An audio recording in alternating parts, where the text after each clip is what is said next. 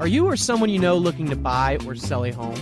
When you use a HomeGain Realtor to buy or sell a home, you can get $150. Visit HomeGain.com and click on the Promo 150 banner at the top of the page to get started. Compare HomeGain Realtors and choose your favorite.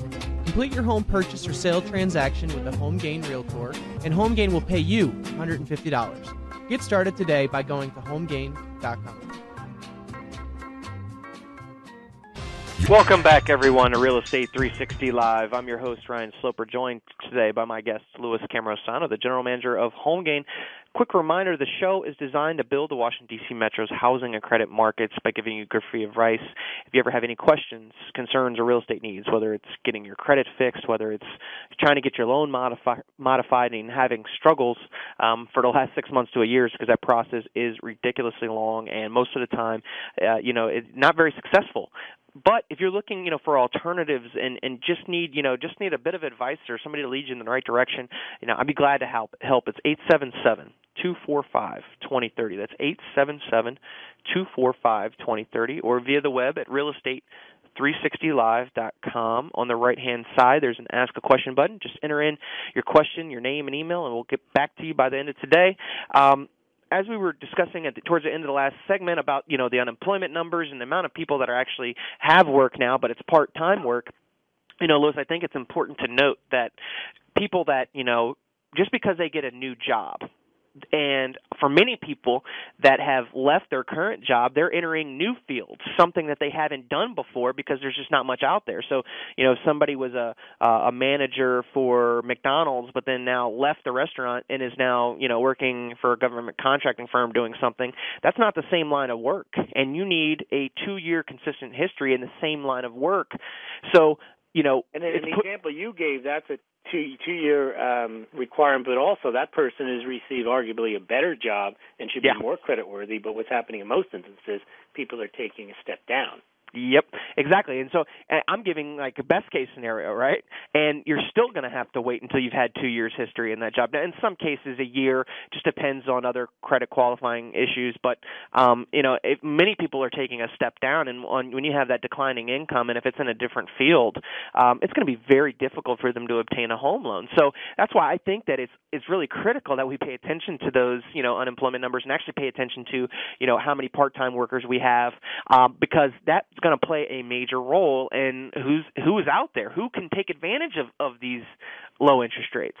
And we've said who does take advantage of them are those the wealthy with very good credit and investors and corporations that are buying these houses in order to rent them out. So you may have an increase in rental ownership. Yeah, absolutely. Rental participation and home ownership. And what we're seeing is, I've been doing a lot of research lately, and like I said, there's almost probably like $8 billion in funds right now for hedge funds and other real estate investment trusts that are out there that are just chomping at the bit, that have cash on hand to start buying up these properties. A lot of mom and pop real estate investors are actually getting frustrated at this point too, Louis, because the squeeze is coming on them, because if they're trying to obtain a home loan, even for an investment property, but they've got another investor that's got all this cash, who's going to win? Most of the time, it's the guy with the cash.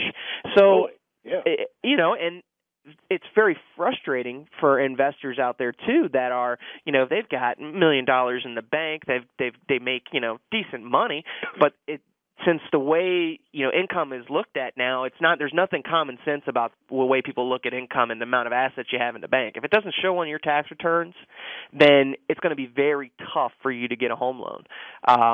They're pretty much almost every lender's pulling a 4506 tax transcript. So once your loan is submitted, they're going to be sending off to actually get your tax transcripts from the IRS. Now that is just basically a measure that they put in place that people are they're going to double check to make sure that what you gave the lender as your tax returns is actually what you submitted to the IRS.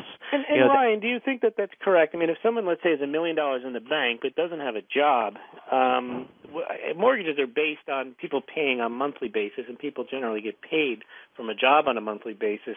That $1 million can kind of be dissipated by the mortgage, the person who takes out the mortgage, because there's nothing to say that they need to have $1 million in the bank. They can, drive that down either through spending or investing it elsewhere, thus putting the lender at risk. Is that the concept?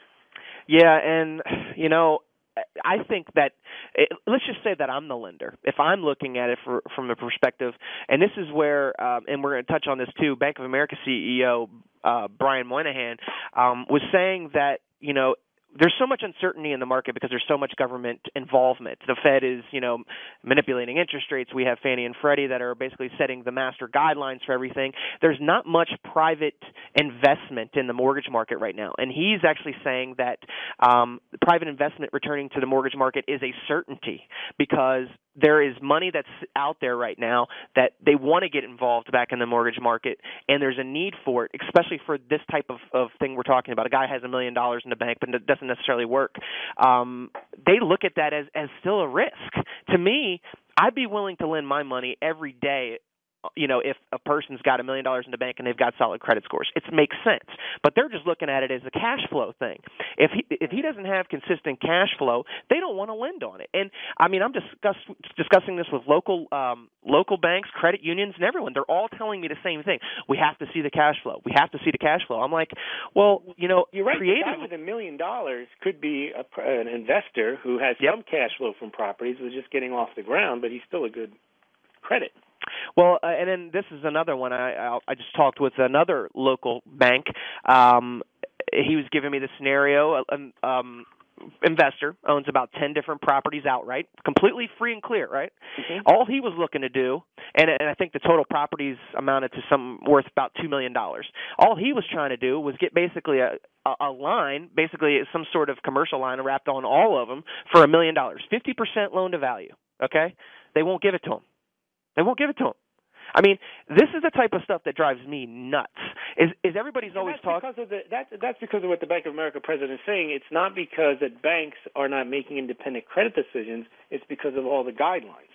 All the guidelines, exactly. And if they don't follow the guidelines, they can't turn around and sell that loan later. So most lenders don't want to have to portfolio. You know what I mean? They don't want to have to keep that product. They want to be able to sell it off. So, and the more government involvement we have, the more tight they're getting. I mean, these relationship bankers that are out there going around to businesses and trying to, generate business, how frustrating it is to go after and find businesses that have, decent cash flow. They're looking for money to grow their business, but yet they're saying, well, your tax returns went down $5,000 from the year before, so, you have a declining income. We can't lend on that right now. Well, so it's easier to make a Community Reinvestment Act loan than it is to someone who's uncreditworthy than it is to someone who is creditworthy. Yeah, I mean, and I've had numerous bankers tell me that it's easier to get basically, business loans through the government than it is through the bank. That should not be the case. I mean, that's when the government starts, determining who gets loans. Then the free market doesn't decide, and you end up with all these green energy disasters like Solyndra and the rest of them that weren't really the entities that were going to make money, but the government invested in them and they lost it all. Yeah, so, what Moynihan is saying is, I believe it's correct. It's just when is this going to happen? I mean, if we really want housing to really turn the corner, then we need for this private investment to come to the market, and we got to get rid of all of the government interventions that we have, and the Fannie and Freddie, basically being the lender of all resort. You know what I mean? It starts and ends with them. Dismantling all the government, the FHA, the Freddie Mac, the Fannie Mae, you've got as much chance of doing that as you have dismantling Medicare, Medicaid, trillions of dollars in military spending, Social Security. Those programs have fossilized in the government. Yeah, and it's actually interesting the stance that this Bank of America CEO has taken, because if you remember, Louis, they actually cut their wholesale lending division, so they're basically only lending out to their own customers now. They're not giving anybody, access to be able to run things through them through a correspondent or a wholesale channel. So they've been winding down their mortgage business because they said they're still trying to clear a lot of stuff from Countrywide. When they took over Countrywide, they had a lot of bad loans that they're still, that was back in 2008 when they acquired them, right. And they're, I think he said, yeah, and the CEO for Bank of America is saying, hey, look, we've got all these customers too that we're trying to get them in a position. They're going to have some 5 to 6 million more customers just from the Countrywide that they plan on just taking those banking relationships and just making mortgages that way. They don't find it very appealing to be able to go out there and offer product to other lenders. They're just going to take care of their own customers. I thought that's an interesting way that they're going about things. And given that they'd be out of business but for the government in the first place, now they don't like that the government's involved. Yeah. Isn't it funny how it turns really, really quickly after you get the money, and then you're paying it back, and then we don't need them anymore. So I mean, it is what it is. I would say for people out there, like I said, if you're having a lot of issues with, getting approved for loans and stuff like that, I mean, it's important, like I say this week in and week out, that, kind of know what the guidelines are ahead of time. You want to be able to put yourself in a position to get approved for a loan. And now, for some people, it may or may not be tomorrow or next week or next month. It might be 2 years from now. But if you're not starting to put yourself in a position today, then you're never going to be ready to buy. And it could be simple things that are easy to fix. It could be that, when you're doing your tax returns, you need to make sure that, I know you want to write off every last business expense, but maybe, you got to take a step back and say, I'm trying to qualify for this loan. I mean, you have to really look at things from the perspective of what is it going to take. I mean, Louis, you and I discuss week after week that it's like, if I had the ability to qualify for 20 different properties right now and take advantage of interest rates sub 4%, I would do it all day long, right? But the lenders are not allowing that. They're just not. I mean, you can't. There's only so much money that you're going to be able to get your hands on these days. But if you do have the means, if you have the wherewithal, especially maybe if you're a first-time home buyer and you can get you have a job, right? But it's not a very high-paying job, but one of your relatives, your parents, they're making decent, solid money, and they could co-sign for you. That's a way to get your foot in the door. And then maybe 2 years later, once you've really established your credit and really established your job history, you can refinance them back off.